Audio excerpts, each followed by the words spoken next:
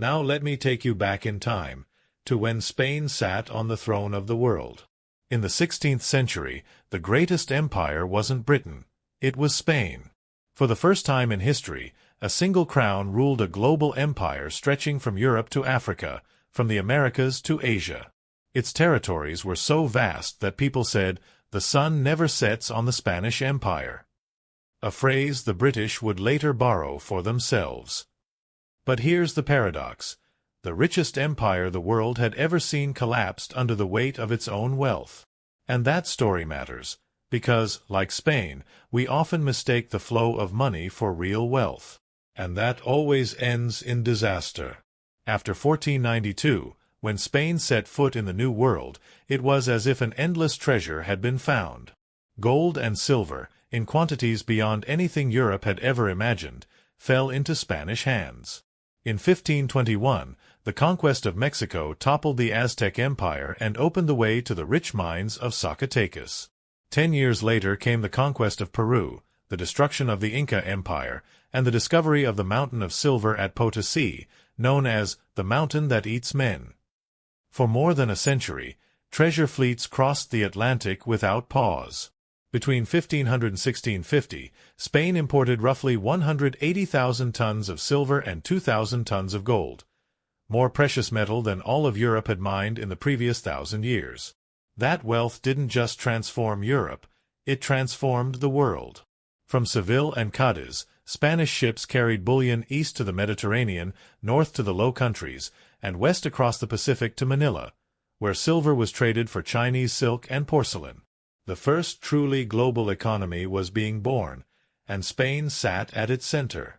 Here's the shocking truth for Americans. When Jamestown, England's first permanent colony, was founded in 1607, struggling to survive in a swamp, Mexico already had universities, printing presses, and cathedrals. Lima was a thriving city. St. Augustine in Florida had been founded by Spain in 1565, the first permanent European settlement in what's now the United States, 40 years before Jamestown.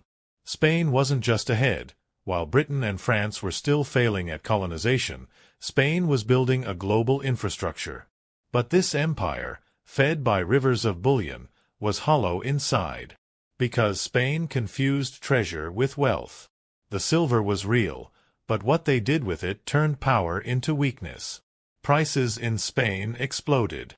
Between 1500 and 1600, inflation surged, prices quadrupled in a century.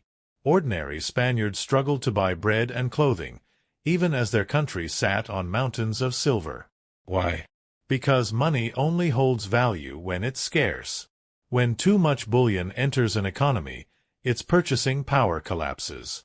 Imagine a town where a loaf of bread costs 1 coin. Suddenly 10 times more coins arrive, but the number of bakers and loaves stays the same. Bakers see everyone has more coins, so they charge more. Soon, bread costs 2, 3, 4 coins, not because bread got better, but because coins lost their value. That was Spain's fate. Economists call it the price revolution, the world's first great wave of global inflation, born from too much silver chasing too few goods. But inflation didn't hit everyone equally. Those who touched the silver first, nobles, merchants, bankers, profited before prices adjusted. Ordinary people, with fixed wages, fell behind. The irony was brutal. The more silver Spain brought home, the poorer its people felt. What should have been a blessing turned into poison. The mistakes ran deeper. Instead of investing in industry, Spain spent its wealth on imports. Italian merchants, Dutch traders, and German craftsmen sold luxury goods to Spain and got paid with American silver. The empire's own industry withered. Why build factories or trade networks when the treasure fleet will arrive soon? Spain became a consumer, not a producer, while its rivals reinvested every coin they could steal, seize, or earn. And of course, Spain's monarchs burned unimaginable sums on war. The Habsburg dynasty saw itself as the defender of Catholicism after the Reformation, a mission with an astronomical price tag. Silver from Mexico and Peru financed wars against the Ottoman Turks, armies to crush the Dutch revolt, and campaigns that dragged Spain into France's religious wars. The crown poured money into the 30 Years' War, one of Europe's bloodiest conflicts, as Catholic and Protestant states clashed across the continent. Even the famous Spanish Armada of 1588, the massive fleet sent to crush Protestant England, was funded by New World silver. When it failed, the financial shock was devastating. So where did all the gold and silver go? Onto battlefields, into ships, and into debt. Because Spain didn't just spend what it had, it borrowed against what it expected to receive. German banker dynasties like the Fuggers and later Genoese financiers lent vast sums to the crown, secured by future treasure shipments. In theory, it was brilliant. The Potosi mines would ensure an endless flow of silver. In practice, it was suicide. If a fleet was delayed, sunk in a storm, or captured, Spain defaulted. And it did, repeatedly. In the 16th century alone, 1557, 1575, 1596, and 1607. Imagine, the richest empire on earth declaring bankruptcy every 20 years. And into this fragile system stepped the pirates. They weren't random marauders, they were weapons of economic warfare. England and the Netherlands understood that if you struck the treasure fleets, you didn't just steal bullion, you collapsed Spain's credit. Backed by Queen Elizabeth, Francis Drake circled the globe in the 1580s, seizing Spanish galleons and returning home with treasure worth half of England's annual income. In 1628, Dutch privateer Piet Hein captured an entire Spanish treasure fleet off Cuba, 11 million guilders worth of silver. That single blow nearly bankrupted Spain again. Every lost fleet wasn't just a bad day at sea, it was a real-time sovereign default. Spain had mortgaged tomorrow's treasure, and when pirates or storms took it, creditors across Europe went unpaid. Meanwhile, England and the Netherlands reinvested their stolen silver into ships, banks, and trading companies, the foundations of their future empires. Spain's lifeline became its Achilles heel. The Spanish crown could have used its silver flood to build a sustainable economy, to invest in industry, innovation, and fair taxation. Instead, it treated silver as an infinite spring and fell into the most dangerous trap of all, debt addiction. By the mid-1500s, Spain was borrowing heavily against future treasure shipments. The cycle was fragile. The fleet arrives, debts are paid, and the system limps on. But if the fleet is late or lost, crisis. And crisis came often. By 1600, Spain had defaulted 4 times in 50 years. Imagine, the richest empire in history, sitting on endless treasure, telling its creditors, "We can't pay." Wars drained the rest. The Armada's defeat cost millions of ducats, billions in today's terms, and yet the wars continued. The 30 Years' War, 1618 to 1648, devoured Spain's treasury. And here's the bitter irony. The silver almost never stayed in Spain. It flowed out as quickly as it came in, to Italian shipbuilders, Flemish merchants, and German bankers, enriching rival economies. Spain consumed, others produced. Each new fleet that docked in Seville enriched foreign creditors while hollowing out Spain's domestic industry. Dependent on imports and foreign credit, the crown trapped itself in a cycle of dependence. Then came the pirates. Treasure fleets were Spain's lifeline, but also its biggest vulnerability. They were the empire's paychecks, massive shipments of silver sailing from Veracruz or Havana to Seville. Losing one wasn't an inconvenience, it was a catastrophe.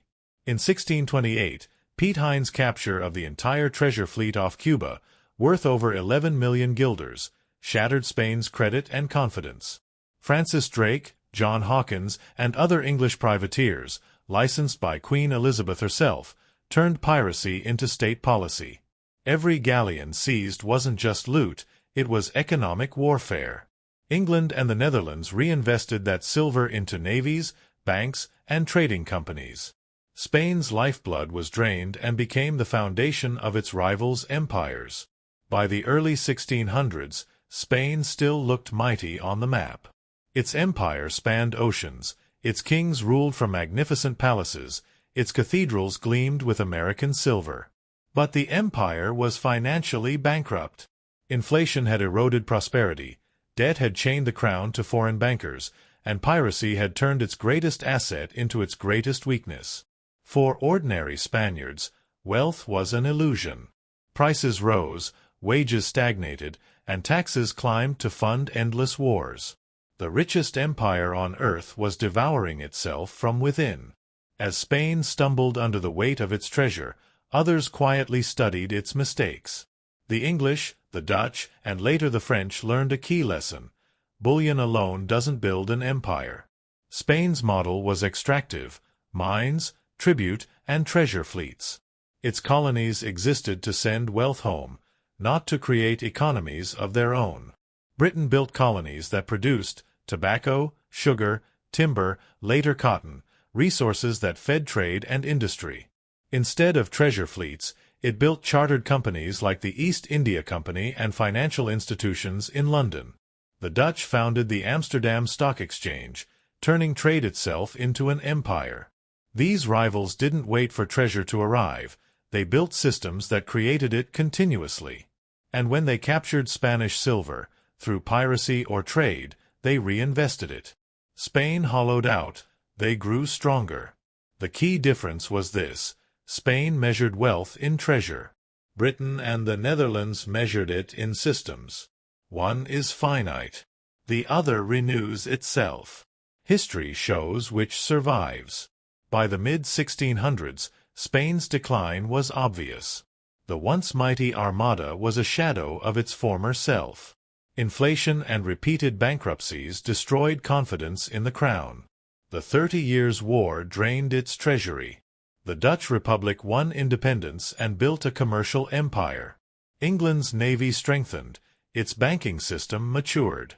Spain still had land, but not the financial muscle to defend or develop it. The empire that had terrified Europe in the 1500s was a fading giant by 1700. But the fall of Spain isn't just about kings, silver, or pirates. It's about the illusion of wealth. When money floods in, from mines, credit, or modern printing presses, the temptation is always the same. Spend it, borrow against it, burn it on wars or luxury. But without discipline, without real investment in productivity, money corrodes the very foundations of society. Spanish peasants saw this firsthand. They watched silver flow into Seville, and bread prices rise out of reach. Today, savers watch their earnings eroded by inflation while governments insist the economy is strong. The mechanics differ, but the pain feels familiar. Even the pirate raids echo today. Spain's treasure fleets were fragile because wealth was concentrated in single, massive shipments. Today's economies concentrate wealth in fragile systems, too big to fail: banks, over-leveraged debt markets. When one ship sinks, or one bank collapses, shock waves ripple through the system. Spain's loss to Piet Hein in 1628 wasn't so different from a modern financial crisis, one event exposing how fragile the system really was. The lesson is brutal but clear: treasure isn't wealth. Silver isn't security. Real wealth comes from systems that generate value over time, from investment in productivity and lasting institutions. Spain destroyed itself because it believed owning half the world and endless silver meant eternal power. In truth, it meant fragility. Its rivals understood the deeper game and inherited the future. History doesn't repeat, but its rhythms are hard to ignore. The richest empire on earth collapsed because it mistook treasure for wealth. And any society that floods itself with money while hollowing out its foundations will follow the same path. The question isn't whether history repeats, it's whether we recognize the warning in time.